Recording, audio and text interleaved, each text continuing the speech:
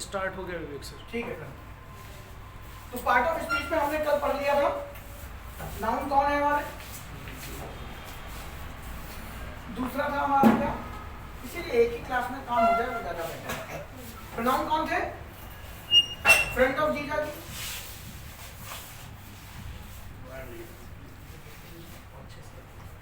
Pro मतलब क्या था, जल्दी बोलो, फॉर। नाउन, नाउन भी आपका नोमेन से बना है, तो जब नाउन स्टार्ट करूंगा तो उसमें डिटेल में घुसेंगे, ठीक है।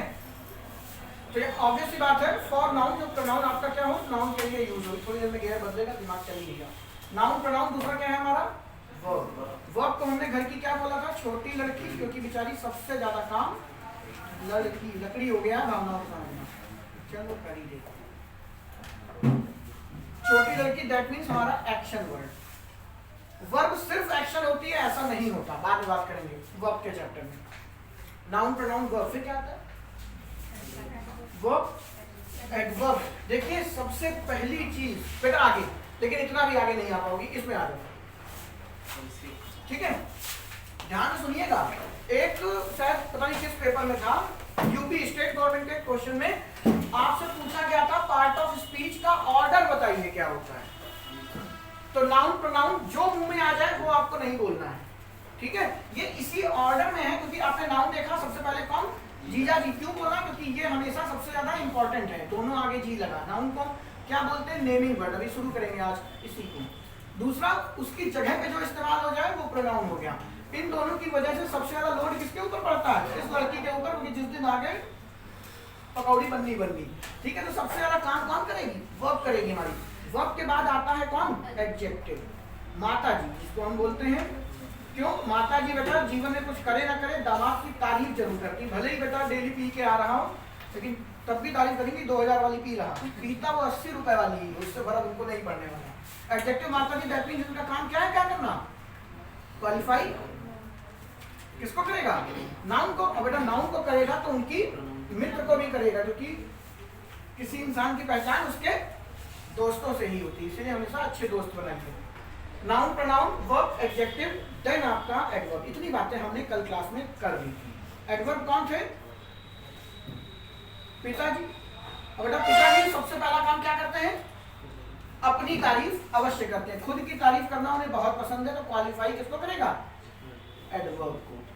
दूसरा बेटा पिताजी को सबसे प्यारा कौन, अपनी लड़की, यानी कि वो वर्ब को भी क्वालिफाई करने की ताकत रखता है। और बेटा समाज के डर से वो किसकी करते हैं, इच्छा नहीं होती लेकिन कर देते हैं। बेटा समाज का खौफ भी बहुत बड़ी चीज है, माता जी की, यानी कि आ गया एडजेक्टिव। ये हमारे पार्ट ऑफ स्पीच के फ्रंट मेंबर है, इसको कोर ऑफ ग्रामर भी कहा जाता है, ग्रामर की जड़ें हैं ये बेटा। अगर आपको इनका आता है सब कुछ, क्या इनका क्या आता है, रूल्स कुछ नहीं, पहचान। जीवन में आनंद तभी है जब आप सबको पहचानते हैं। भाई आप नई जगह जाते हैं, जैसे 2-3 बच्चे नए हैं, कोचिंग में भी आते हैं, तो 1-2 दिन अच्छा नहीं लगता पढ़ने में, क्योंकि टीचर क्या भाड़ में, अंग्रेजी के भाड़ में, पड़ोसी से भी जान पहचान नहीं हुई। जब तक है ना फेमिलियर नहीं होते, फीलिंग ही नहीं आती। शादी में जाते हो क्या होता है,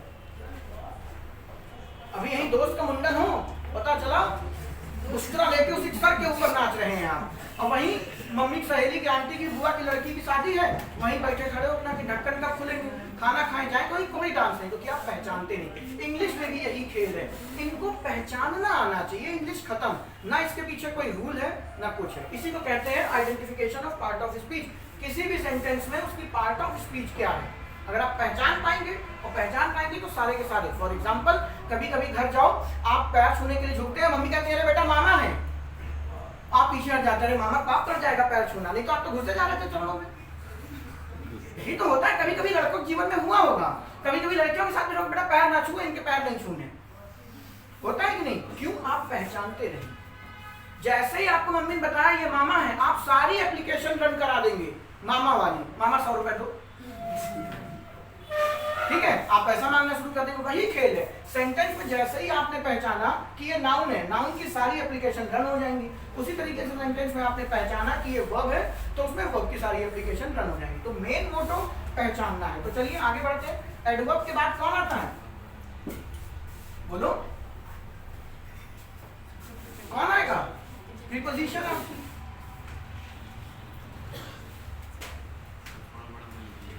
बड़ा लिखूं, इंक भी तो खर्चा होती है, इसका तुम लोग ध्यान नहीं रखते, ठीक है। हाँ एक चीज और ये बताना भूल गया था कि एडजेक्टिव जैसे है कोई भी चीज, याद रखिएगा प्रोनाउंसिएशन का एक रूल है, ए और जे के बीच में लिखा हुआ डी कभी साउंड नहीं करता, ठीक है, कहीं पर भी लिखा हो ए और जे, अजय देवगन में भी है ए जे लेकिन बीच में डी नहीं है, तो ए और जे के बीच में लिखा हुआ डी कभी भी बोला नहीं जाता, साउंड नहीं करता। क्यों नहीं करता? ये फोनेटिक सिंबल का रूल है, बात की बातें हैं, आपके सिलेबस के बाहर का है, लेकिन कभी भी लिखा हो किसी भी एडजेक्टिव है तो ये एडजेक्टिव नहीं कहलाता, ऑब्जेक्टिव। उसी तरीके से और बहुत सारे वर्ड हैं, क्या आप ऑटो में बैठते हो और भाई साहब बोलते हो भाई साहब थोड़ा एडजस्ट हो जाइए, भाई साहब थोड़े पढ़े लिखे थे तो वो उतर ही जाते हैं कि तुम ही बैठ जाओ, सारा मूड खराब कर दिया। एडजस्ट, एडजस्ट नहीं होता, एडजस्ट होता है, डी आपको बोलना नहीं, ऑब्जेक्ट। उसी तरीके से मैथ्स में एंगल बनाते हो एडजेसेंट एंगल, हम भी वही बोल जाते हैं कभी कभी, क्योंकि वही जड़ें कहाँ से जुड़ी हैं, हम भी यही बोल बोल के बड़े हुए हैं।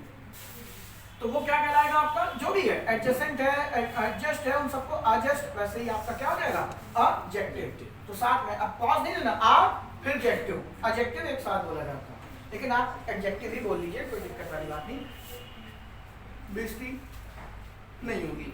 दूसरा आता है प्रीपोजिशन, इसका भी वही खेल है। प्री एक ग्रीक भाषा का शब्द है, लैटिन रूट है, जिसका मतलब क्या होता है, बिफोर। प्री का मतलब होता है बिफोर, और मैंने आपको पढ़ाया है, और पी ई आर का मतलब क्या होता है, थ्रू। वेरी गुड, ये मैंने पढ़ाया है आप लोगों को जब ग्रीक भाषा की क्लास हुई थी, एक ही हुई है मेरे ख्याल से, फिर रुक गई, वो हो ही नहीं पाती कभी। तो पी ई आर कहीं लिखा हुआ है, इसका मतलब थ्रू है, और पी आर ई का मतलब होता है क्या, बिफोर। और ऑब्वियस सी बात है बच्चे, क्या लिखा है आगे, पोजीशन, यानी पोजीशन से पहले। यानी कि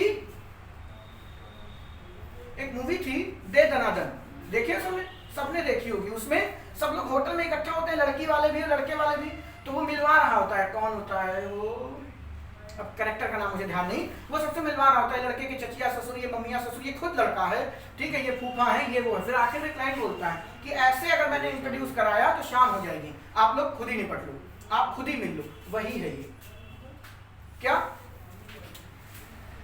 पता चला 10 रुपए के स्प्रिंग रोल के पीछे तुम लौंडे को ही थप्पड़ मारे पड़े हो, लड़ाई हो गई, यार मैं खाऊंगा, क्योंकि आप पहचानते ही नहीं कि भाई यही दूल्हा है, ठीक है। पता चला जिसको मार के आए हो स्प्रिंग रोल के पीछे वो दूल्हा था, हो गया कांड, हो गई शादी, अब बारात वापस ही कहो चली जाए, ठीक है, क्योंकि तुमने स्प्रिंग रोल जेन्युइन चीज के पीछे मारा हो तो समझ लिया, स्प्रिंग रोल के पीछे आफत काटने पड़े हो। तो चक्कर क्या हुआ, आप पहचाने नहीं वहां पे। तो प्रीपोजिशन का काम ही होता है आगे वाला पीछे वाले को पहचान सके, ठीक है। अब पहचानते कैसे, एक छोटा सा एग्जांपल, आई वेंट होम, अभी डिटेल कराऊंगा जब हम नाउन के अंदर चलेंगे, थोड़ा सा डिस्क्रिप्शन दे दे रहा हूं ताकि समझ जाए, ब्रीफ हो जाओ। आई वेंट होम और आई वेंट टू राम, ऐसे लिखो आसान से, ठीक है। अब बाद में प्रीपोजिशन की जरूरत, यहाँ पे टू आपने प्रीपोजिशन लगा दी लेकिन यहाँ नहीं लगाई, क्यों?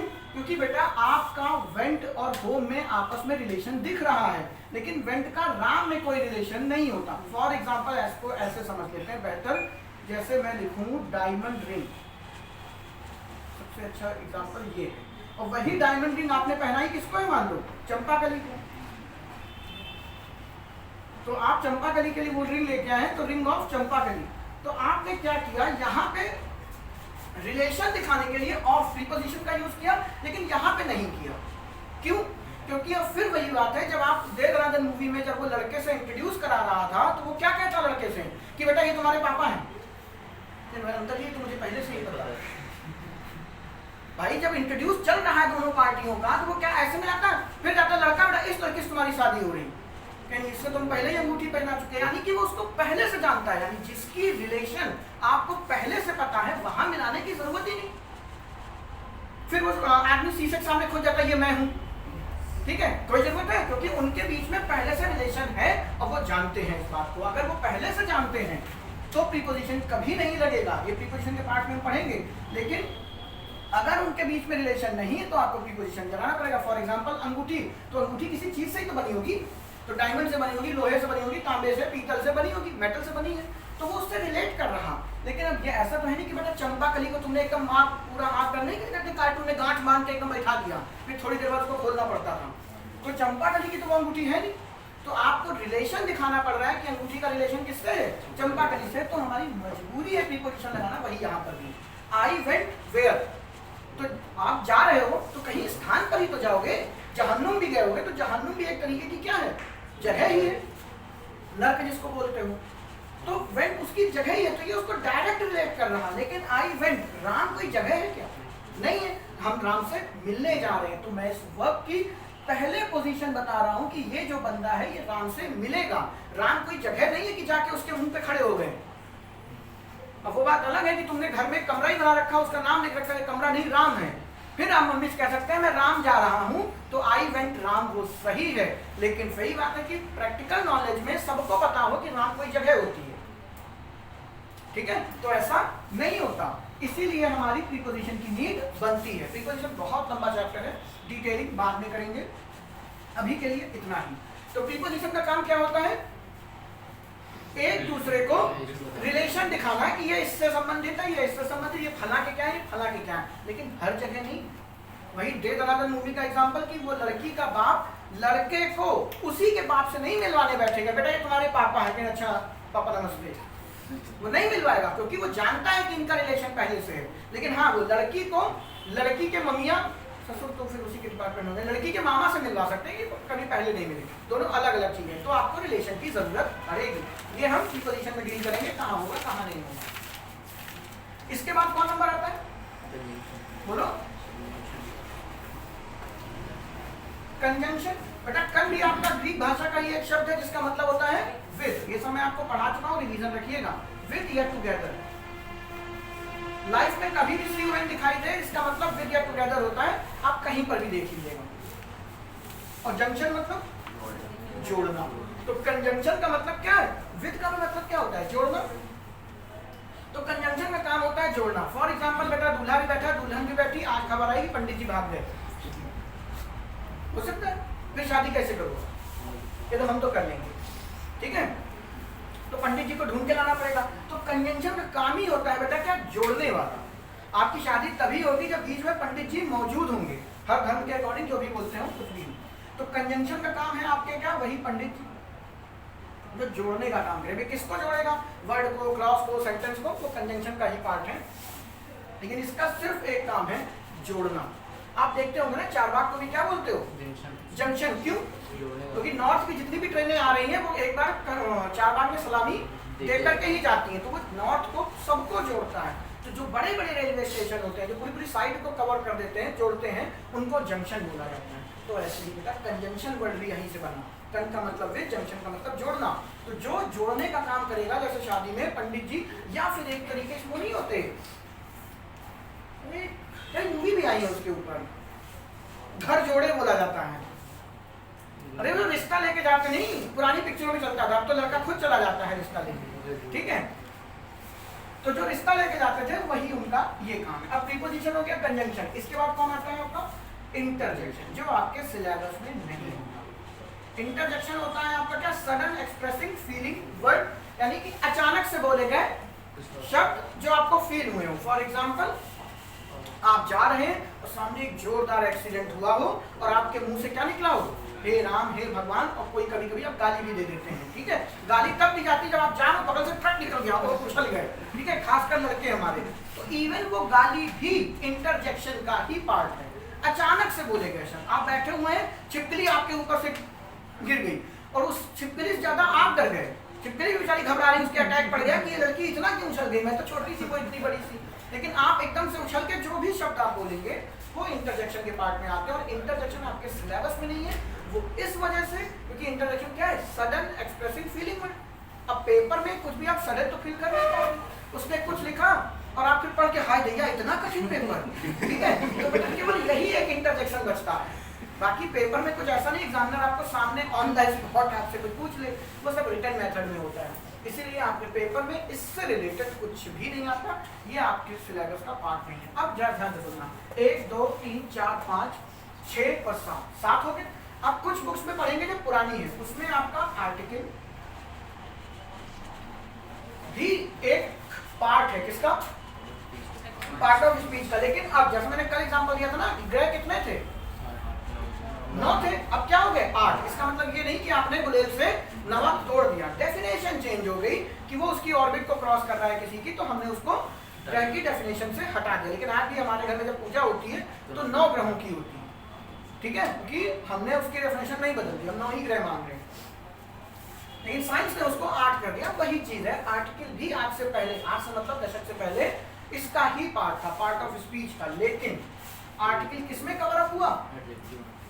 आर्टिकल कोई चैप्टर ही नहीं है बेटा। आपको टीचर पढ़ाते हैं, आप पढ़ते हैं, बुक में लिखा है सब्जेक्ट वर्ब एग्रीमेंट। मैंने अपनी लाइफ में कभी नहीं पढ़ाया क्योंकि ये चैप्टर ही नहीं है। सब्जेक्ट वर्ब एग्रीमेंट में आप वो पढ़ते हैं जो आपको लगता है रूल फॉलो नहीं करता, जो थोड़ा सा अलग होता है। और ऐसा इंग्लिश में कुछ भी नहीं है जिसमें आपके रूल क्या हो, फॉलो ना हो। रूल इन द सेंस पीछे ना पीछे कोई ना कोई रीजन जरूर होगा। इंग्लिश में कोई एक्सेप्शन नहीं होता कि रात में सोए, सुबह उठे और छींक आई और सामने से एक वर्ड बाहर आ गया, नाक में से बाहर निकला कि भैया लिख दो इसको, इस बार गजट में चढ़ा दो, इंग्लिश का नया वर्ड आ गया है।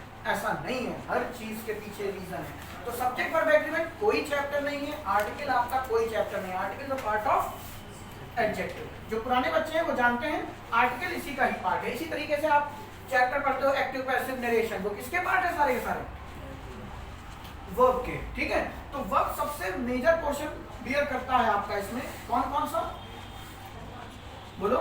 एक आपकी बेसिक,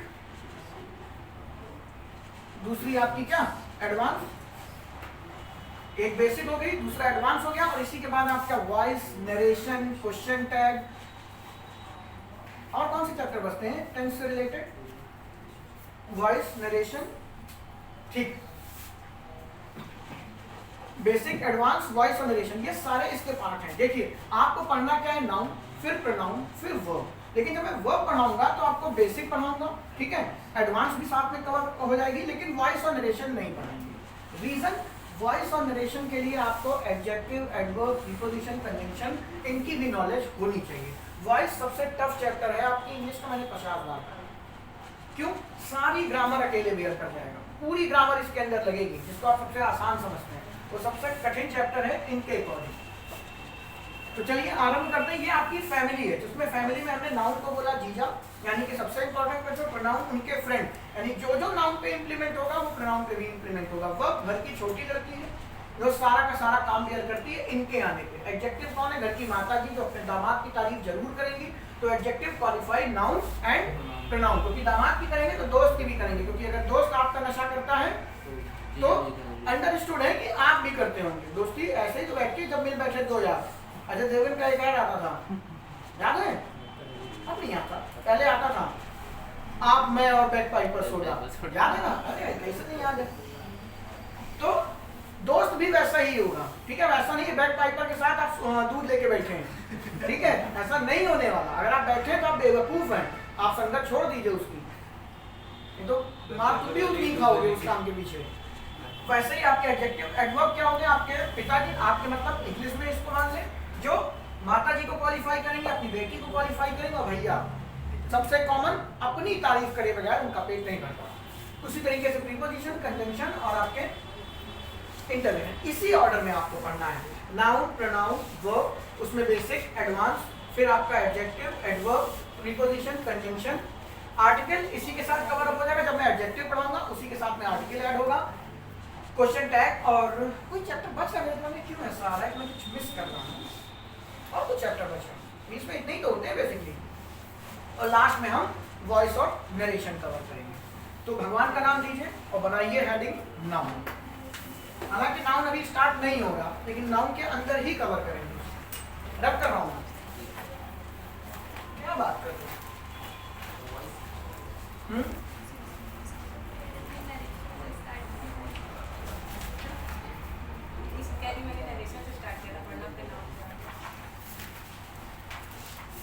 अरे नरेशन बहुत दूर है बेटा, आपको आज तक ये नहीं समझ में आया। मुझे खुद पढ़ाते पढ़ाते ये फील हुआ कि बुक्स ऐसा क्यों लिखते हैं, present indefinite change into present continuous इन वॉइस, और उसी बुक में ये लिखा है वॉइस में कभी टेंस नहीं चेंज होता।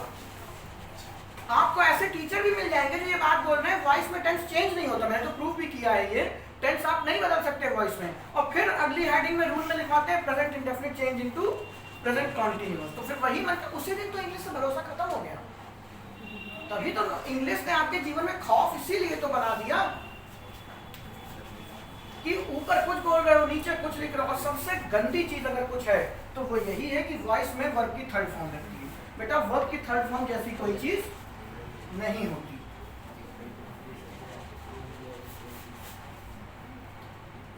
अगर वर्ब की थर्ड फॉर्म होना होता तो आपको एक टाइम और दिखा दिया गया था। खैर छोड़िए, वो सब धीरे धीरे सब सीखोगे।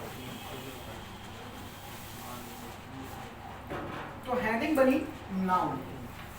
आप किसी के घर में जाएं, रात में 2 बजे उनके घर का, आप फॉर एग्जांपल आप मेरे ही घर पे आ जाओ रात में 2 बजे, ठीक है, तब भी मैं मार के नहीं भगाऊंगा क्योंकि तुम्हें जानता हूं, तो कोई मजबूरी नहीं होगी। लेकिन अगर किसी अनजान के घर में घुस जाओ रात के 2 बजे, छोड़ो क्या दिन के 2 बजे, तो बेटा वो थप्पड़ जरूर मारेगा। क्यों? पहचानता नहीं है। तो ऐसे ही आपके साथ हो रहा। आप बार बार नाउन के घर में जाते हैं लेकिन आप किसी को पहचानते हैं। नाउन के दादाजी निकल आते हैं, तुम उनसे अबे तबे करके बात कर लेते हो। बच्चा निकलता है तो आप करके बात कर लेते हो। पता ही नहीं कौन बड़ा है कौन बूढ़ा, तो उनके मूंछें दाढ़ी थोड़ी उगती है बेटा, सफेद है। तो सबसे पहली चीज है नाउन को पहचानना। तो सबसे पहली हेडिंग होगी आपकी क्या? Identification of noun. फोटो खींच लीजिएगा, लिखना कुछ नहीं है, सिर्फ सुनना है। और ये 1 साल जो आज मैं यहाँ बोलूंगा, 1 साल कंटिन्यू बोलूंगा, सुन सुन के याद हो जाए, कहिए कान से खून भी आ जाए, उसकी कोई गारंटी नहीं, ठीक है। तो आइडेंटिफिकेशन ऑफ नाउन। अब प्रश्न है, सब लोग जानते हैं कि सब आइडेंटिफिकेशन ऑफ नाउन होता है हु, व्हाट और हूम, ठीक है। सब लोगों को मैंने बोल रखा, सब लोग पढ़ के ही आ रहे हो पीछे से। जो बच्चे नए हैं उन्होंने भी 1-2 बार तो सुन ही लिया होगा। आज जानेंगे क्यों, ठीक है। तो पहले हमने जो गलत पढ़ा उसको बात कर लेते हैं। आपके टीचर्स ने आपको नाउन की एक डेफिनेशन पढ़ाई, वो गलत नहीं मैं कहूंगा, अधूरा है। इंग्लिश में जो कुछ पढ़ा वो आपने बेसिकली गलत भी है कई बातें, और कई बातें अधूरी हैं। आपको पढ़ाया गया noun is the name of person, place, animal और थिंग। बेटा सबसे बड़ा बवाल जो है ना, ये चिज्जी है आपकी। थिंग को चिज्जी तो कहते थे बचपन में। ये थिंग क्या है? आपको बचपन में जो ये पढ़ा दिया ना, थिंग में सब कुछ आ गया। थिंग का प्लूरल कर दूं, एक तो है थिंग में आपका सब कुछ कवर कर दिया उन्होंने, और इसी से आप परेशान थे। अब मुझे एक छोटी सी बात बताइए, अभी इसके हम पार्ट करेंगे visible, feel only, concrete, common, proper, countable, uncountable. कई लोगों को इसमें भी डाउट होता है कि नाउन के प्रकार पूछ लो तो कुछ बोलते हैं 2, काउंटेबल, अनकाउंटेबल, कुछ बोलेंगे 5, proper noun, common noun, collective noun. ये सब क्या है बेटा? 2 भी होते हैं, 5 भी होते हैं। अगर आपसे कोई पूछ ले काइंड्स ऑफ नाउन, तो पूछिए सबसे पहले किस प्रोस्पेक्ट में पूछ रहे हैं, उसके बेस पे आप उसका आंसर करेंगे। वो हालांकि मैंने गलत ट्रैक पे चला गया, उधर नहीं जाना था। एनिमल, प्लेस, पर्सन, प्लेस और एनिमल और थिंग। अब मुझे एक बात बताओ, पर्सन किसी से पूछना हो वो व्यक्ति क्या है, पूछोगे कि वो व्यक्ति कौन है, पूछोगे। इंसानों के लिए क्या पूछा जाता है? कौन। प्लेस के लिए क्या पूछा जाता है? जहां का आंसर करते हैं नहीं। 2 मिनट रुके रहो। प्लेस, एनिमल और थिंग। जानवरों के लिए क्या लगाते हैं? प्लेस पे लाऊंगा थोड़ी देर बाद। एनिमल्स के लिए क्या लगाओगे? मान लो तुम ऐसे जाके रेबीज का टीका लगाने जा रहे हो, इंजेक्शन, ठीक है, तो क्या पूछोगे? कौन काट गया? कुछ नहीं, अपने ही दांत लग गए, ठीक है। हो सकता है आप कल थोड़े ही जानवर हो। किसने काट लिया? कौन काट गया आपको? रात में मच्छर ने काटा कि कॉकरोच ने काटा? किसने काट लिया? तो आप बेसिकली आंसर किसका देते हैं? हु का या हुम का, ठीक है। एक बात सबको पता होनी चाहिए, हु बेटा क्या है? सब्जेक्ट है, और सॉरी हुम क्या है आपका? ऑब्जेक्ट है। ये सब्जेक्ट और ऑब्जेक्ट क्या होते हैं थोड़ी देर बाद आप करेंगे, इसी का पार्ट है। तो ये भी आप किसका आंसर करते हैं? हु का। अब थोड़ा ध्यान से देखिएगा, जो ये थिंग लिखा है और प्लेस लिखा है, याद करिए बचपन में पापा साइकिल से आते थे। किसी पापा साइकिल से आते थे उसके बचपन में? हमारे पिताजी आते थे। एक झोला होता था उनके पास, और छोटा सा बच्चा जो अभी 7-8 साल का भाग के पापा के भाड़ में झोले में पापा लाए क्या? और पापा अंदर हाथ डालते थे, कुछ लंबा सा निकली बेटा मोटी सी तरोई, फिर हाथ डाला, फिर निकला लौकी, ठीक है, फिर और हाथ डाला, फिर निकलने करेले, भाड़ में गया पापा, भाड़ में गया झूला, पूरा मूड खराब होता। हुआ होगा सबके साथ जीवन में, पापा क्या लाए। तो आप जो चीज, जो थिंग्स की बात करते हैं, वो सारा का सारा कवर कौन करता है? व्हाट। तो जो थिंग्स अप्लाई करता है वो किसका है? व्हाट का। ठीक है, तो एक तो आपका हु हो गया, ठीक है, हु यानी कि कौन, वो हमेशा किसका आंसर करेगा? नाउन का। नेमिंग वर्ड है, हर चीज जिसका नाम हो वो नाम, तो वो किसका आंसर करेगा? नाउन का। दूसरा जो आपने बचपन में आपने ही पढ़ा, नाउन, पर्सन, प्लेस, एनिमल और थिंग्स, थिंग्स जो है वो क्या है? अब जैसे आपको लौकी तरोई तो दिख रहा है, लेकिन पापा आपके लिए प्यार लेके आए। पापा भी देखो थोड़ा सा फिल्मी है, ठीक है, पापा क्या लाए? लौकी तरोई करेला बात। अब रो रहे हो तुम, पापा क्या बड़ा बचपन ढेर सारा प्यार लाए हो, बना दिए उल्लू। पहले बार जीवन में आप उल्लू बने, जो पिताजी से बन गए कि मैं तुम्हारे लिए ढेर सारा प्यार लाया। तो प्यार दिख रहा है आपको? नहीं दिख रहा, तो वो भी है। तो क्या पापा क्या लाए? प्यार लेके आए हैं। वो भी आंसर किसका कर रहा है? व्हाट का। तो भी थोड़ी देर बाद हम इसका पोस्टमार्टम करेंगे। जो थिंग्स हैं ये भी आपकी एक फील ओनली में कन्वर्ट होंगी, ठीक है, जो चीजें होती है वो फील ओनली, और एक आपकी कॉन्क्रीट में चेंज हो जाएंगी। जैसे आपके झोले से क्या लौकी तोड़ी बैगन निकला, वो तो दिख रहा ना है, तो वो भी चीज। लेकिन आपके लिए लौकी तोड़ी बैगन के साथ पिताजी क्या लेके आए? प्यार लेके आए, वो तो नहीं दिख रही। साइंस तो प्यार को मानता ही नहीं, लव जैसी कोई चीज नहीं होती है according to the science. Science इस चीज को मानता ही, वो क्या होता है फिर कभी बात करेंगे, आज नहीं, ठीक है। तो ये आपका कॉन्क्रीट में भी कन्वर्ट हो जाएगा। और ये तीनों, ये भी किसमें है? विजिबल बोल दीजिए चाहे तो आप कॉन्क्रीट नाउन बोल दीजिए, कोई फर्क नहीं पड़ता। कॉन्क्रीट वही होगा जो आपको दिखाई, ठीक है। अब ऐसा कोई आदमी है जो आपको दिखता ना हो, भूत की बात नहीं कर रहा है, ठीक है, थोड़ा जनरल वे में बात करनी है। जगह, ऐसी कोई जगह जो आपको दिखती ना, ठीक है। और इसी तरीके से आपका एनिमल, ऐसा कोई जानवर जो आपने देखा ना हो, अब कह दो सर डायनासोर, ठीक है, तो टीम जाके बेटा देख लेना, ठीक है। तो विजिबल, आपको जब दो पार्ट में नाउन को तोड़ा जाता है, एक होता है आपका विजिबल और दूसरा क्या होता है? फील ओनली, या नॉन विजिबल कह लीजिए, कुछ भी कह लीजिए। तो जो थिंग्स है बेटा, ये भी दो पार्ट में टूट गई।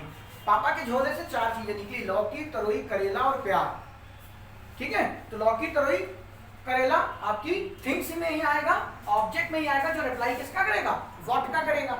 और उसी तरीके से फील ओनली, प्यार, प्यार भी निकला, तो निकला क्या? आपने पूछा पापा क्या लाए? पापा प्यार लाए, तो वो भी क्या है? व्हाट का ही आंसर करेगा। तो नाउन सिर्फ दो ही चीजों का रिप्लाई कर रहा है, हु और व्हाट, सॉरी, हु और व्हाट। अब ये हु क्या है? हु में बेटा क्या? उसी का objective case. For example, Ram is calling Reena, Ram Reena को कॉल कर रहा है। तो अगर आपसे पूछे कौन कॉल कर रहा है, तो आंसर ये किसका करेगा? हु का। और किसको कॉल कर रहा है? राम इज कॉलिंग व्हाट, ये व्हाट का तो आंसर है। राम इज कॉलिंग हु, ये बेटा आंसर किसका हो जाएगा? हु का। तो जो चीज सब्जेक्ट की जगह पर लगेगी वो सब्जेक्टिव केस, जो ऑब्जेक्ट की जगह पर लगेगा वो ऑब्जेक्टिव केस। क्योंकि ये प्रॉपर नाउन है तो इनकी फेस वैल्यू बदलती नहीं है, बात की बात है।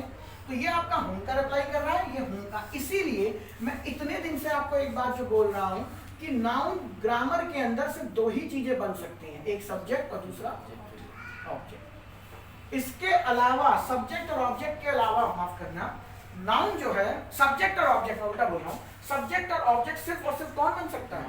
नाउन बन सकता है। इसके अलावा ग्रामर में और कोई चीज ऐसी नहीं है जो आपकी सब्जेक्ट और ऑब्जेक्ट की जगह पे लग जाए। अगर आप किसी वर्ब को लगा रहे हैं तो उसको मेकअप करना पड़ेगा। आपको बताया ना मेकअप क्या है? आपके इन्फिनिटिव जेरेंट पार्टिसिपल, ये मेकअप मैन है, आगे जाके देखेंगे। आपको मेकअप करके उसको नाउन बनाना ही पड़ेगा हर हालत में। तो सब्जेक्ट, और क्यों? क्योंकि सब्जेक्ट किसका आंसर करता है? हु का, ठीक है, और व्हाट का। उसी तरीके से ऑब्जेक्ट किसका रिप्लाई करेगा? हुम का। हु का नहीं, ऑब्जेक्ट हमेशा किसका रिप्लाई करेगा? हुम का और व्हाट का। तुम किसके लिए लाए हो और क्या लाए हो? मम्मी ने पूछा तुम किस, मान लो प्यार आ गया, मम्मी पूछे किसके लिए लाए? तुम्हारे लिए तो नहीं, बाकी मैं देख लूंगा, ठीक है। तो किसके लिए और क्या, तो ये किसके का आंसर है। राम किसको फोन कर रहा है, किसको बुला रहा है? रीना को बुला रहा है। और कौन बुला रहा? राम बुला रहा। तो हु और हुम, जहां जहां आंसर मिलेगा वो सारे के सारे आपके क्या हो जाएंगे? नाउन हो जाएंगे। और उसी तरीके से हु और whom हम बोल सकते हैं कि नाउन का ही रिप्लाई करते हैं। अब ध्यान से सुनिएगा, अगर वो नाउन का रिप्लाई करेंगे तो वो किसका और करेंगे? प्रोनाउन का, क्योंकि मैंने अभी आपको बताया प्रो मतलब क्या होता है? फॉर प्लस नाउन, यानी नाउन के लिए, यानी कि जितनी एप्लीकेशन नाउन में रन हो रही है उतना का उतना प्रोनाउन में भी रन होगा। तो इसका मतलब ये कतई नहीं कि ही इज कॉलिंग रीना। अभी आप आगे प्रोनाउन में जाके पढ़ेंगे, सेंटेंस में लिखा ही इज कॉलिंग रीना, तो ही भी क्या है? किसका रिप्लाई कर रहा? Who is calling Reena. तो ही भी आपका क्या हो गया? प्रोनाउन हो गया। तो आपका सब्जेक्ट और ऑब्जेक्ट कौन फ्रेम करेगा? नाउन या फिर आपका प्रोनाउन। इन फ्यूचर आप प्रोनाउन करेंगे तो फिर से ये सब बातें करेंगे, ऐसा कुछ नहीं है। तो नाउन की आइडेंटिफिकेशन हो गई, हु व्हाट और हुम। अभी भी डाउट है प्लेस, आइए अब इसमें देख लेते हैं प्लेस के साथ होता क्या है। वही है, आई रीच्ड द स्टेशन लिख दे रहा हूं, ठीक है। और आई लव, बता अमिताभ बच्चन ये बोल सकता आई लव माई स्टेशन। पहले अमिताभ बच्चन स्टेशन पे ही तो बड़े होते थे। पुरानी मूवी में जाओ, घर से भाग गए, फिर दिखाते थे हीरो बच्चे के पैर दिखाते रहते थे, ठीक है। थोड़ी देर बाद वो जूते में बदल जाता था, होता ना कि नहीं पुरानी मूवीज में जाइए तो वो रेलवे स्टेशन पे ही बड़े होते थे। तो मान लो ये अमिताभ बच्चन कह रहे हैं I love my station, railway station, कोई भी स्टेशन हो, और आई रीच द स्टेशन। तो फिर वही बात, ध्यान से सुनिएगा, एक बच्चे में बहुत बड़ा डाउट होता है इस जगह पर। स्टेशन क्या है? जगह। स्टेशन क्या है? जगह। यहाँ पर भी स्टेशन क्या है? प्लेस।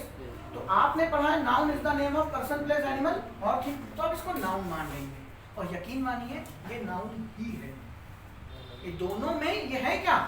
नाउन ही है। लेकिन अब आपने जब बचपन में पढ़ा तो आपने उसकी फेस वैल्यू पढ़ी। फॉर एग्जाम्पल आप क्लास में बैठे हैं तो हमारे लिए बच्चे हैं, आप अपने घर में गए मम्मी के लिए गधे हैं, ठीक है, पापा के लिए रोटी तोड़ने वाले हैं, कुछ भी हो सकता है, ठीक है। और यहीं आपकी शादी हो जाए और आप ससुराल पहुंच जाएं, अरे भैया आए हैं 4 दिन तक, बेटा क्या खाओगे? तुम खुद नहीं यकीन कर पा रहे हो, अल्लाह ऐसी इज्जत होनी थी तो हम बचपन में ही शादी कर ली होती। घर में तो डेली लग किया जा रहा है, घर में तो मैं डेली मार पड़ रही, कोई सुनता ही नहीं, लेकिन ससुराल में बहुत वैल्यू है। लेकिन बस 5 दिन, 5वें दिन वहां पर भी तुम्हारी वही वैल्यू हो जाएगी, ठीक है, वो अलग बात है।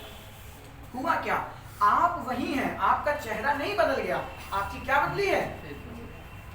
प्लेस वैल्यू बदल गई, आपकी जगह बदल गई, आपका फंक्शन बदल गया, ठीक है। बस यहाँ पर भी है, ये भी बेटा ये शादी से पहले का है, ये शादी के बाद का है, चेहरा नहीं बदल रहा, उसकी जगह बदल गई, ये अपने घर पे है और ये अपनी ससुराल पहुंच गया। कैसे?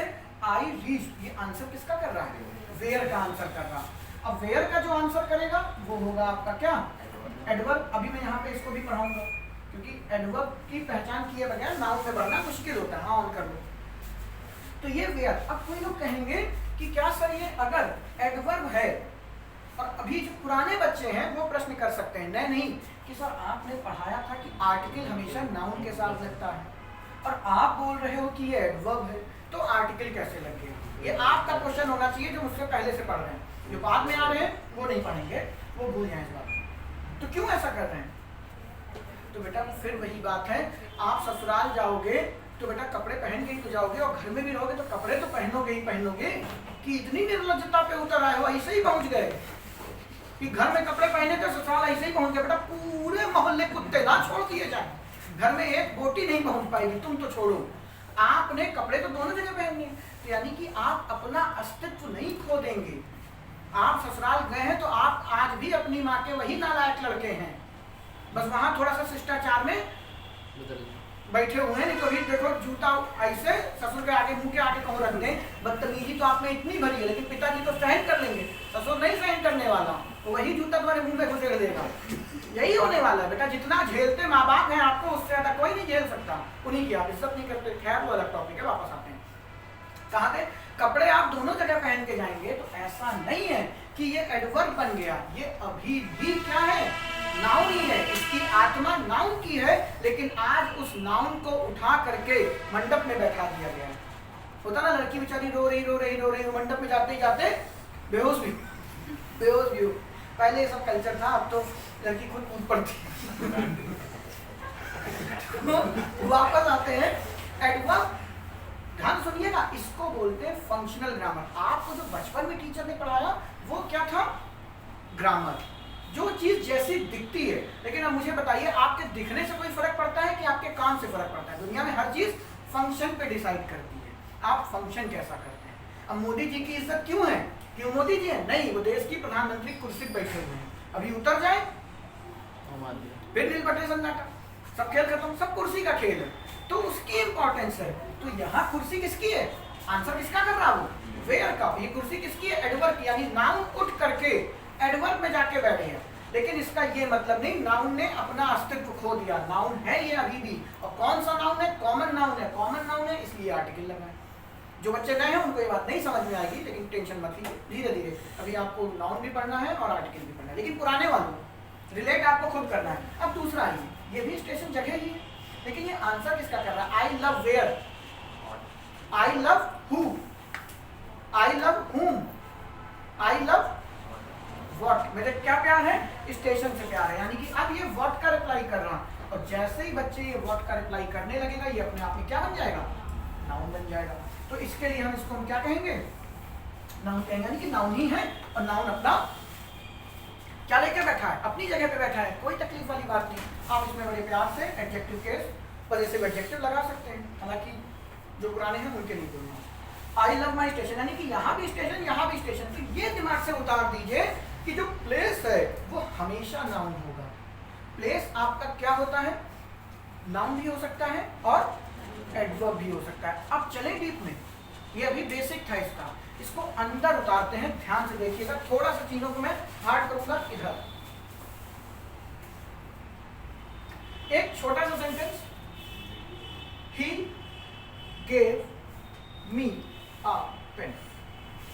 अभी आप पैसे में बहुत बार इसको बना के आए। सेंटेंस लिखा, ही गेव मी अ पेन, ठीक है। सबको पता चल गया कि नाउन कौन बनता है? सब्जेक्ट और ऑब्जेक्ट। पहचानते हैं थोड़ा सा, नाउन कौन बनता है? सब्जेक्ट और ऑब्जेक्ट। और सब्जेक्ट में कौन कौन आ सकता है? हु और व्हाट। और ऑब्जेक्ट में कौन कौन आ सकता है? whom और what। क्योंकि whom आपका ऑब्जेक्टिव कैसे? ये फिक्स है बेटा, whom आपका सब्जेक्ट ही रहेगा, ऑब्जेक्ट नहीं बन सकता। उसी तरीके से whom आपका ऑब्जेक्ट रहेगा, सब्जेक्ट नहीं बन सकता। बहुत सारे लोगों के मन में आएगा, सर ये बनाया क्यों? कोई नहीं पूछता ये सब बातें, ये आपको समझनी होंगी जब आप प्रोनाउन पढ़ रहे हैं कि who का whom बनाया क्यों। आपने कभी किसी से पूछा which सब्जेक्टिव केस अगर हो गया तो which का ऑब्जेक्टिव केस क्या होता है? नहीं होता। और इसी वजह से आपको एक रूल याद करवाया गया है। जो पुराने हैं उनको रिकॉल होना चाहिए मैं किस रूल की बात कर रहा हूँ। एक नेताजी ने एक ब्रिज का उद्घाटन किया, और आपके पेपर का चहेता एग्जाम्पल है, बहुत पूछता है उस पे यार, और 90% बच्चे गलत करते हैं। क्यों? उनको ये नहीं पता हु बनाया गया तो whom क्यों बनाया। जैसे विच है, विच का कोई ऑब्जेक्टिव केस नहीं होता, उसी तरीके से हु का भी कोई ऑब्जेक्टिव केस ना रखते। वजह है इसके पीछे हु का ऑब्जेक्टिव केस बनाना पड़ा, विच का नहीं बनाया, और इसकी वजह से आपने एक दो रूल रख लिए। रूल नहीं रखना है आपको, इसका वजह पता चलनी चाहिए, लेकिन वो कब आएगा? जब आप रिलेटिव प्रोनाउन पढ़ाऊंगा तब। मेरे ख्याल से रिलेटिव प्रोनाउन का ही पार्ट होना चाहिए। हाँ, रिलेटिव प्रोनाउन में ही आएंगी ये सब बातें। तो आपको याद रखना है, ये क्वेश्चन करना है। मैं हो सकता है भूल जाऊँ मुझे पढ़ाते टाइम कि ऐसा क्यों करते हैं, हालांकि मैं भूलूंगा नहीं क्योंकि बहुत इंपॉर्टेंट रूल है आपके पेपर में। वो रूल नहीं है, उसके पीछे कहानी है, कहानी पता होगी आप कर लो। वापस आते हैं, एक छोटा सा सेंटेंस लिखा, ही गेव मी अ पेन। आपने पूछा who gave me a pen, तो आंसर किसका मिला? ही का। तो हम ही ना लिखेंगे, ये प्रोनाउन हो जाएगा, राम लिख देते हैं। राम आपका क्या हो गया? नाउन हो गया। हु का रिप्लाई कर रहा है, हु गेव मी व्हाट, ये भी क्या हो गया? नाउन हो गया। ही गेव whom, उसने किसको दिया? मुझको दिया, तो ये भी क्या हो गया? अब आपके पास दो दो नाउन है, यानी आपके पास दो दो ऑब्जेक्ट हैं। तो जो बच्चे पुराने हैं वो जानते हैं ये कौन सी वर्ब है? Ditransitive. हमारी अनिल कपूर, एक तरफ घर वाली एक तरफ बाहर वाली। जो नए बच्चे भूल जाए, उनको क्या ध्यान देना है? अभी तक आप देखते थे कि आपको ऑब्जेक्ट कितना मिल रहा था? Ram is calling Reena, calling आपकी वर्ब होगी, रीना आपका क्या हो गया? ऑब्जेक्ट। एक ही ऑब्जेक्ट था, लेकिन यहाँ पे आपके पास ऑब्जेक्ट कितने हो गए? दो हो गए। एक व्हाट का रिप्लाई कर रहा, एक whom का रिप्लाई कर रहा। मैंने सबको बता रखा है, जो व्हाट का रिप्लाई करता है वो कौन सा ऑब्जेक्ट होता है? डायरेक्ट ऑब्जेक्ट, और इसी की सबसे ज्यादा नीड होती है। और जो whom का रिप्लाई करता है वो क्या है आपका? Indirect object. जो बच्चे नए हैं वो उन सब बातों को याद रखेंगे। Indirect object. अब ऐसा क्यों? एक आपका डायरेक्ट ऑब्जेक्ट हो गया, एक इनडायरेक्ट ऑब्जेक्ट हो गया। तो याद रखिएगा, डायरेक्ट ऑब्जेक्ट वो जो व्हाट का रिप्लाई करेगा, और इनडायरेक्ट ऑब्जेक्ट वो जो whom का रिप्लाई करेगा। और बेटा जीवन में इंपॉर्टेंस इसकी नहीं तुमने किसी को किसको दिया, तुमने किसको क्या दिया। मैं तुम्हारे लिए मैं लाया तो ये नहीं पूछोगे किसके लिए, पहले तो ये बताओ क्या लाए, ये तो तब डिसाइड करेंगे। बेटा करेला खुद रख लो, आईफोन दे दो, मैं लेके आया हूं आज, ऐसे मैं क्लास में उठो बेटा मैं लेके आया हूं, तो ऐसा नहीं सर हमको दे दो हमको दे दो हमको दे दो, क्यों निकाला बेटा पीछे से घंटी आओ लपेट दिया। आप नहीं कहेंगे, पहले पूछेंगे क्या लाए हो, संटी की आईफोन, और आपको उम्मीद है कि आईफोन चला नहीं सकता मैं, ठीक है संटी ही लेके आया हूं। तो पहले जो वरीयता जिसकी प्रेफरेंस है ऑब्जेक्ट में वो किसकी है, व्हाट की। याद रखिएगा अंत, अभी तो आप लोग आए हो नए नए, सुनिए इतने दिन से यही तो पढ़ा रहा था कि ये व्हाट है तो इसका रिप्लाई है इसका रिप्लाई, अब उसका जन्म बता रहा हूँ। हाँ बोलो। तो दो नाउन एक साथ तो लगे थे नाउन प्रोनाउन। अच्छा जवाब है, मैंने आपको क्या पढ़ाया है, दो नाउन का यूज एक साथ नहीं किया जा सकता। कैसे, किस केस में, अभी थोड़ी देर रुके रहो। सच्चाई तो ये है, अभी मेरे दिमाग में भी इसका कुछ ग्राउंड बन नहीं रहा, बता दूंगा थोड़ी देर में,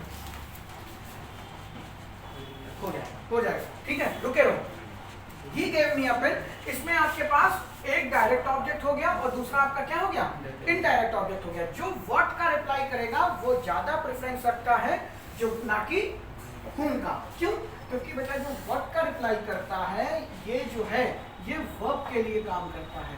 मैं लेके आया, क्या ये किसके लिए है, वर्ब के लिए, मैं क्या लेके आया। अब मैं वो जो चीज लेके आया हूं वो मैंने किसको दी, ये किसके लिए बिहेव करता है, सब्जेक्ट के लिए। याद रखिएगा छोटी छोटी बातें, indirect object works for subject, indirect object subject के लिए काम करता है और डायरेक्ट ऑब्जेक्ट वर्ब के लिए काम करता है। और भूल भी गए तो कोई फर्क नहीं पड़ता। याद क्या रखनी है, डायरेक्ट ऑब्जेक्ट को ही हम क्या बोलते हैं, कंपलसरी। डायरेक्ट ऑब्जेक्ट को हम क्या बोलते हैं, कंपलसरी। क्यों, जैसे ही आपने इसको मिस किया, हटा दिया, I gave Ram gave me, Ram ने मुझे दिया, अब क्या दिया, 10 का नोट, 20 का नोट, जूते, गोबर, दूध, क्या दिया नहीं पता। लेकिन जैसे ही मैं इसको हटा के इसको छुपा दूं, Ram gave a pen, sentence complete है। राम ने एक पेन दिया, किसको दिया, भाड़ में जा, क्या मतलब। तो याद क्या मतलब है, डायरेक्ट ऑब्जेक्ट कंपलसरी होता है क्योंकि अगर वो हटा तो सेंटेंस इनकम्प्लीट हो गया। तो डायरेक्ट ऑब्जेक्ट की प्रेफरेंस ज्यादा होती है in comparison to indirect object, ठीक है। और डायरेक्ट ऑब्जेक्ट अगर नहीं है सेंटेंस में, सेंटेंस इनकम्प्लीट है, और इनडायरेक्ट ऑब्जेक्ट अगर सेंटेंस में नहीं है तो कोई फर्क नहीं पड़ने वाला। आप बड़े मोहब्बत से हटा सकते हैं, ये सेंटेंस सब भी ठीक है, राम गेव अ पेन, इसमें कोई गलती नहीं है, लेकिन अपने आप ने लगा दिया Ram gave me a pen, तो भी एक सेंटेंस गलत नहीं होगा, ठीक है। अब बेटा देखो, दो ऑब्जेक्ट नहीं लग सकते, तुमने बात छेड़ी उसको बता देता हूँ। दो ऑब्जेक्ट नहीं लग सकते तो, लेकिन यहाँ पे ये लगा है इसकी वजह से, क्योंकि ये दो हीरोइन को पजेस करने की ताकत रखता है। तो पुराने हो तुम तो बताया था, गेव क्या है, डाई ट्रांजिटिव, यानी कि अनिल कपूर, तो ये स्पेशल कंडीशन का वर्ड है। अदरवाइज जो ट्रांजिटिव वर्ब है वो बगैर इन्फिनिटिव के, या माफ कीजिएगा बगैर प्रीपोजिशन के किसी भी इनडायरेक्ट ऑब्जेक्ट को होल्ड नहीं कर पाएगी। For example, it is requested to me, जब जैसे ही पैसिव बनाया, ऑब्जेक्ट कॉम्प्लीमेंट हटा, आपका प्रीपोजिशन उसमें लग गया, ठीक है, मैंने पढ़ाया था। तो ये स्पेशल कंडीशन का केस है डाई ट्रांजिटिव। और ओवरऑल ट्रांजिटिव और इनट्रांजिटिव के साथ याद रखिएगा, कभी भी दो नाउन, जो मैंने बातें बोली वो गलत कभी नहीं है। जो दो नाउन है वो कभी एक साथ नहीं लग सकते, अगर लगे हैं तो आप उसको देख नहीं पा रहे हैं, वो बिहेव कुछ और कर रहे हैं, वो बात की बातें हैं। तो एक छोटा सा sentence, Ram gave me a pen, उसमें आपने सब्जेक्ट को कैसे पहचानना है, जो हु का रिप्लाई करेगा, और दूसरा व्हाट का रिप्लाई करेगा। ऑब्जेक्ट को कैसे पहचानना है, जो व्हाट का रिप्लाई करेगा और whom का रिप्लाई करेगा। यही आपके सब्जेक्ट और ऑब्जेक्ट होते हैं। सब्जेक्ट और ऑब्जेक्ट ही कौन बनेगा, नाउन और प्रोनाउन। लेकिन किसी किसी सेंटेंस में जब आपकी डाई ट्रांजिटिव वर्ब होगी तो उसमें ऑब्जेक्ट कितने हो सकते हैं, दो हो सकते हैं। तो और यकीन मानिए, उन दो ऑब्जेक्ट में दोनों डायरेक्ट हो जाए और दोनों इनडायरेक्ट हो जाए, ऐसा नहीं हो सकता। एक डायरेक्ट होगा और एक इनडायरेक्ट होगा। और सीधा सा फंदा, कैसे पहचानोगे, जो व्हाट का रिप्लाई वो डायरेक्ट ऑब्जेक्ट, जो whom का रिप्लाई वो इनडायरेक्ट ऑब्जेक्ट। कैसे, अभी अभी तो बताया बेटा, जो who है वो सब्जेक्ट का रिप्लाई करेगा, जो what है वो सब्जेक्ट और ऑब्जेक्ट दोनों का रिप्लाई कर सकता है, जो whom है वो सिर्फ ऑब्जेक्ट का रिप्लाई करेगा। अगर आपको डायरेक्ट और इनडायरेक्ट ऑब्जेक्ट ही पहचानने तो इन्हीं दोनों में तो पहचानोगे, ये तो है ही नहीं। ये तो ऑब्जेक्ट बन ही नहीं सकता। तो इन दोनों में पहचानोगे तो जो व्हाट का रिप्लाई करेगा वो कौन सा ऑब्जेक्ट, डायरेक्ट ऑब्जेक्ट, ठीक है, और जो हुम का रिप्लाई करेगा वो इनडायरेक्ट ऑब्जेक्ट। इंपॉर्टेंस किसकी ज्यादा, इसकी ज्यादा, क्योंकि पहले आप लेके क्या आए हैं वो ज्यादा इंपॉर्टेंस है कि देंगे किसको, ठीक है। अब उसी बात पे आते हैं जो बचपन में पढ़ा, noun is the name of person, किसका रिप्लाई, हु का या हुम का, हु का या हुम का, व्यक्ति विशेष को क्या हु बोलोगे या हुम बोलोगे, as a subject who, as an object whom. Place verb, माफ कीजिएगा, प्लेस आपका नाउन भी हो सकता है और एडवर्ब भी हो सकता है, ठीक है। अब छोटी सी बात यहाँ पे डिस्कस कर ही लेते हैं इस प्लेस के लिए कि ये एडवर्ब होगा कि वर्ब होगा, ध्यान से सुनिएगा जरा। एडवर्ब पे आइए, एडवर्ब जुड़ा किससे है, एड प्लस वर्ब। याद करिए अभी भी क्या बताया था, ये पिताजी है, और पिताजी के जीवन में सबसे ज्यादा इंपॉर्टेंस किसकी, अपने लड़की की, ठीक है, अपनी तो बाद में कर लेंगे, लड़की की, यानी कि इसीलिए नाम पड़ा इसको एड वर्ब, वर्ब में कुछ ऐड कर दो, यानी जो वर्ब की विशेषता बताएगा वो एडवर्ब होगा। तो मुझे एक बात बताइए, एक वर्ब की विशेषता क्या हो सकती है। तुम्हारे मोहल्ले में मर्डर हुआ तो सबसे पहले क्या पूछोगे, कैसे हुआ, क्यों हुआ, कहाँ हुआ और कब हुआ। कोई भी घटना घटी, अरे टीचर मारे थे, क्यों मारे थे, कब मारे थे, क्यों मारे थे में काहे हो गया बेटा, ठीक है, काहे नहीं बोला मैंने, क्यों बोल दिया, क्यों मारे थे, कब मारे थे, कहाँ मारे थे, कैसे मारे थे, दौड़ा दौड़ा के मारे थे कि लिटा लिटा के मारे थे, टीचर ऐसे तो मारते थे। तो दुनिया में कोई भी एक्शन हो, ये मैंने उछाला तो क्यों उछाला, कब उछाला, कहाँ उछाला और कैसे उछाला, किसी भी वर्ब में अगर कुछ ऐड होना है तो यही ऐड होगा। यूक्रेन ने रूस ने यूक्रेन पे हमला कर दिया, सबसे पहला सवाल क्या आएगा, क्यों, फिर कब, कहाँ तो हो ही गया यूक्रेन में और कैसे। अब हमला करने वाले थोड़ी डंडिया लेके कूद पड़े, अब पाकिस्तान हमला करे, हथियार नहीं है तो क्या करेगा, नीम की छड़ी तोड़ के अब मैं आज कड़वी मार मारूंगा आपको, सामने वाले को नीम की लकड़ियां लेके घुसे पड़े हो, क्या होगा।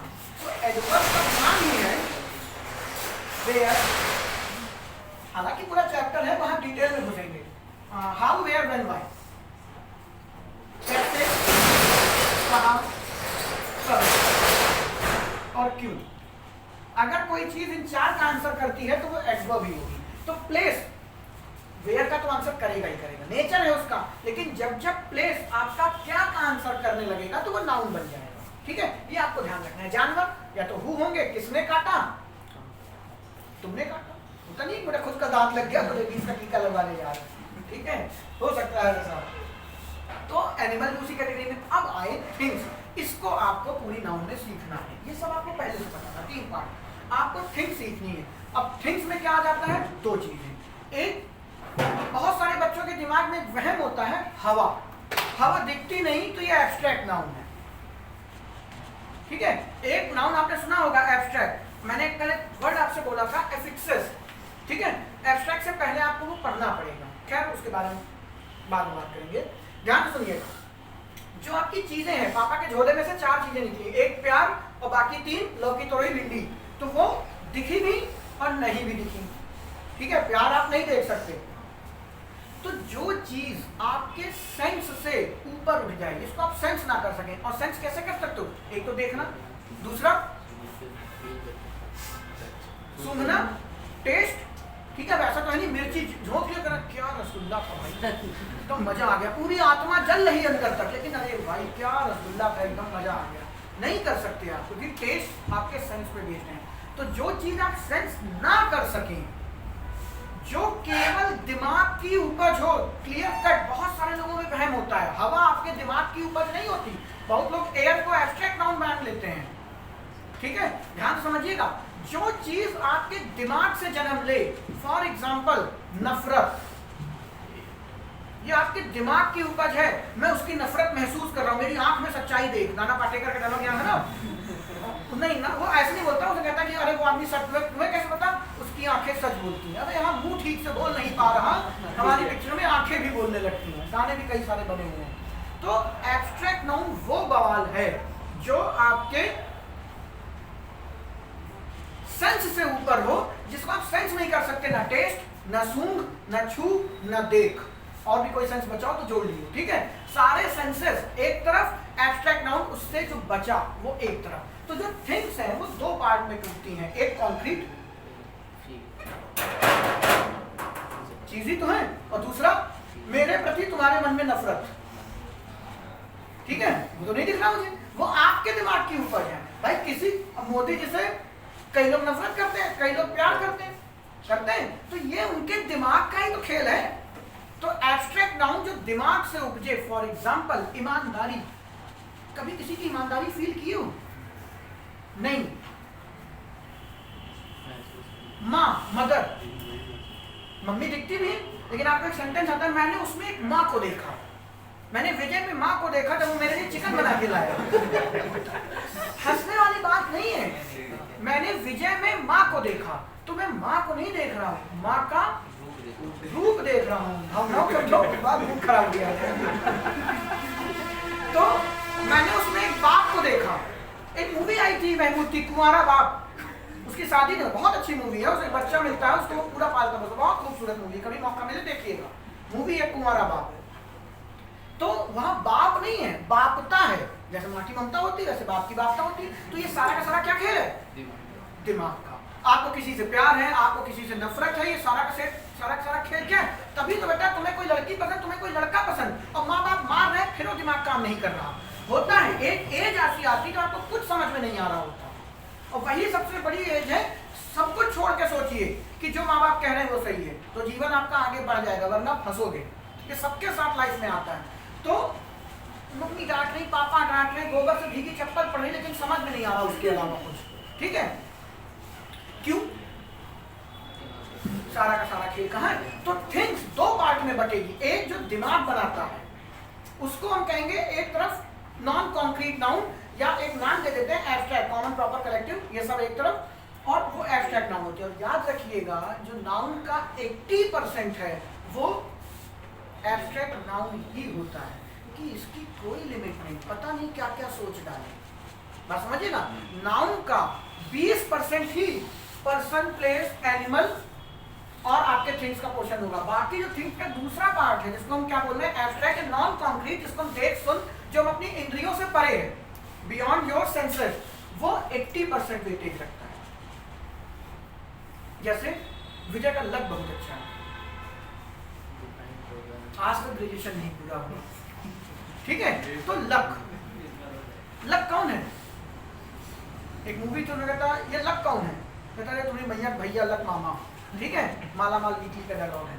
तो लक, कोई कुछ देखा आपने कि मैंने उसका लक महसूस किया? नहीं।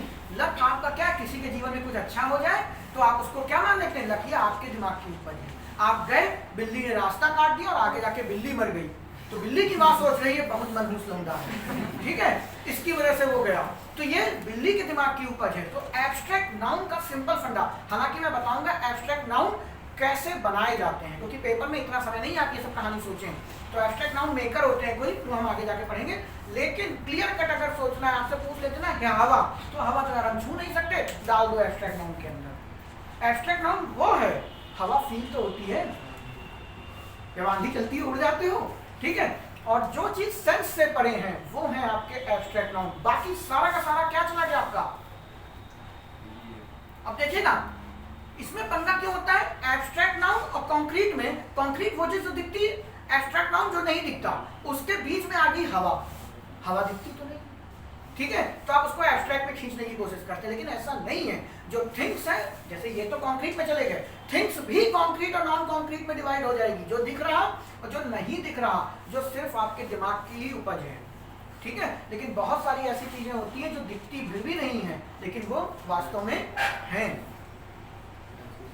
ठीक है, तो फील कर सकते हैं। तो हर वो चीज जो देख सकते हो, टेस्ट कर सकते हो, जैसे मिठास, ठीक है, तो उसको एक पार्ट है। अब इसको कैसे एब्स्ट्रैक्ट नाउन बनाया जाता है, मेरी बात को, चलिए मैं चाहता हूं कि आप मेरी बात अगले लेक्चर में क्रॉस करें, ठीक है, आपके दिमाग में बातें आनी चाहिए, इसका क्रॉस वर्जन क्या है, तो मैं आपको आगे जाके जब एब्स्ट्रैक्ट नाउन डिटेल में चलेंगे तब बात करेंगे। एक मिनट कहना, तो बेसिक फंडा क्या है? नाउन आपकी चार ही चीज है जो आपको 5th क्लास में, 4th क्लास में, 2nd क्लास में पढ़ाएंगे, पर्सन, प्लेस, एनिमल और थिंग। पर्सन और एनिमल में कोई कलेश नहीं है, ठीक है। कलेश है प्लेस में, क्योंकि प्लेस बेसिकली आंसर किसका करता है, वेयर का, और वेयर आपका आंसर किसका देता है, एडवर्ब का। लेकिन जब जब प्लेस व्हाट का आंसर करेगा तब तब ये क्या बनाएगा, नाउन बनाएगा। इस बात का आपको ध्यान रखना है, ठीक है। प्लेस के साथ, और दूसरा आपकी चीजें, थिंग्स। थिंग्स में आपका एक आता है फील ओनली, ठीक है। तो हम कॉन्क्रीट और नॉन कॉन्क्रीट ना पढ़कर हम पढ़ेंगे विजिबल और फील ओनली में।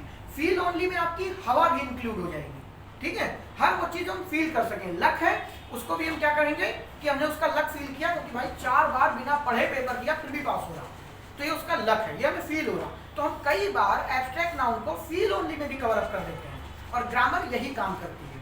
तो 2 पोर्शन, एक विजिबल और दूसरा फील ओनली। हर वो चीजें आप देख सकें वो ये, और बाकी नाउन की एक कहावत, सूरज की, स्वयं का कहना, सूरज की लाली से लेके चाय की प्याली तक जो है वो सब नाउन। लेकिन आप कैसे पहचानेंगे, अब ये नहीं आप सूरज की लाली और चाय की प्याली देख रहे हैं, आपको कैसे पहचानेंगे, हर वो चीज आपसे कोई लेना देना नहीं, जो हु, व्हाट और whom का रिप्लाई करेगी वो आपकी नाउन है। जिसमें हु जो रिप्लाई करेगा वो सब्जेक्ट फ्रेम करेगा, जो व्हाट रिप्लाई करेगा वो सब्जेक्ट और ऑब्जेक्ट दोनों फ्रेम कर सकते हैं, और whom ओनली ऑब्जेक्ट को फ्रेम करेगा। ऑब्जेक्ट भी 2 तरीके के, एक डायरेक्ट ऑब्जेक्ट, एक indirect object. Direct object compulsory, indirect object non compulsory. Direct object work for verb, indirect object work for subject. तो सेंटेंस में इंपॉर्टेंस किसकी है, वर्ब की। तो जो वर्ब के लिए काम करता है वो डायरेक्ट ऑब्जेक्ट होगा, और डायरेक्ट ऑब्जेक्ट हमेशा किसका रिप्लाई करेगा, वर्ब का, और इनडायरेक्ट ऑब्जेक्ट हमेशा किसका रिप्लाई करेगा, whom का। क्योंकि प्रैक्टिकल नॉलेज में भी जरूरत क्या की होती है, किसको की नहीं। पिताजी आए हैं तो पहले तो ये देखा जाएगा क्या लाए हैं, देंगे किसको, पता चला पड़ोस वाली आंटी दे आए, ठीक है, वो बात की बात है। पहले झोले में है क्या ये तो पता चले, फिर देखेंगे किसको बांटना है। तो इंपॉर्टेंस किसकी है, हमेशा क्या की।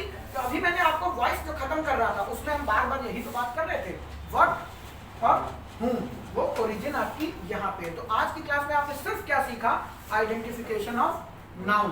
कल हम नाउन के बेस पे सेंटेंस एनालिसिस करेंगे, सेंटेंस में पहचानेंगे कि एक सेंटेंस में सब्जेक्ट क्या होता है, उसकी ऑब्जेक्ट क्या होती है, उसी से बनेगा आपका एट्रीब्यूट, इसी से बनेगा पार्टिसिप, इसी से बनेगा एडजंक्ट। उसके ऊपर भी पेपर एरर पूछता है, क्यों, क्योंकि किसी भी सेंटेंस की अरेंजमेंट जहां गलत हुई वहीं पे टीचर पढ़ाना शुरू करते हैं subject verb agreement. Subject verb agreement अगर पूछ ले तो कोई है क्या एग्रीमेंट, आपने पढ़ा होगा शादी भी क्या एक तरीके का समझौता। तो सब्जेक्ट का वर्ब के साथ एग्रीमेंट क्या है, इसलिए मैं कहता हूँ सब्जेक्ट को दूल्हा और ये दुल्हन, क्योंकि आपका चैप्टर ही है सब्जेक्ट और वर्ब में एग्रीमेंट हो रखा। जहां उनकी जगह बदली आपका एक चैप्टर बन जाता है सब्जेक्ट वर्ब एग्रीमेंट, जो कि आपको नहीं पढ़ना। रीजन, हम हर चैप्टर में सब्जेक्ट की शादी वर्ब से कराते हुए चलेंगे, ठीक है। तो कल आपको सेंटेंस एनालिसिस करने हैं, जिसमें थोड़ा सा सब्जेक्ट वर्ब एग्रीमेंट का भी पार्ट आ जाएगा। उसमें पहचानना है क्या आपका सब्जेक्ट है और क्या आपका ऑब्जेक्ट है। कल की क्लास इस पे बेस्ड होगी। तब तक के लिए खेल खत्म। इंग्लिश में